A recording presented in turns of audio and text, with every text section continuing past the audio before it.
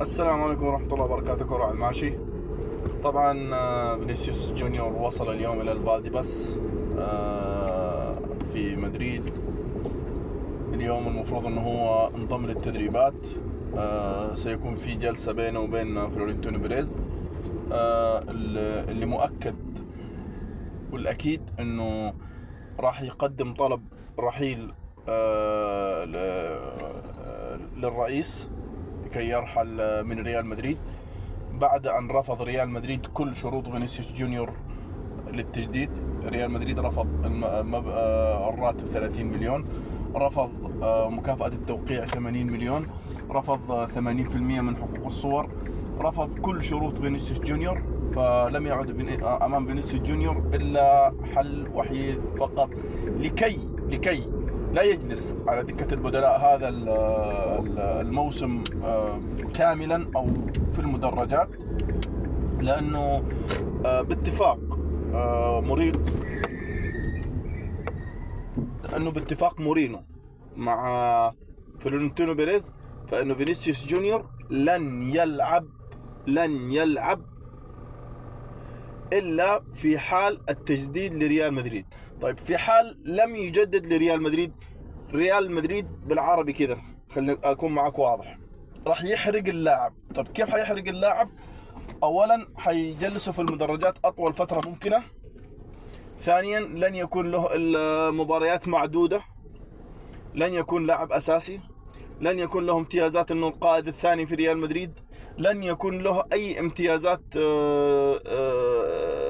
في ريال مدريد. أيضا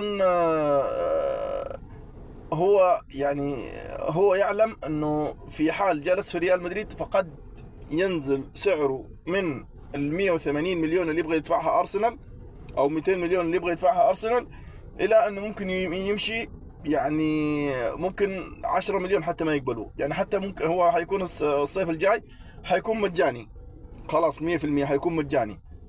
فممكن حتى أرسنال ما يقدر ان هو ياخذه بسبب سوء المستوى اللي هيكون فيه فينيسيوس جونيور بعد ان يدمره ريال مدريد رسميا.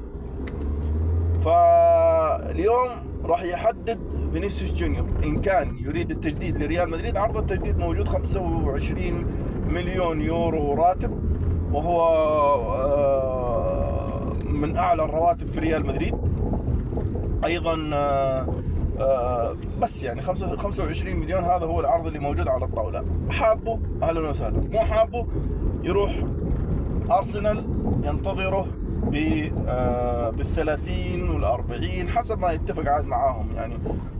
وطبعا نشرت صحيفة الماركا أصلا يعني إنه الاتفاق مع أرسنال قد تم بالكامل بين فينيسيوس جونيور وأرسنال. الآن الموضوع عند فينيسيوس جونيور انه هيقدم طلب رحيل وهيرحل من ريال مدريد.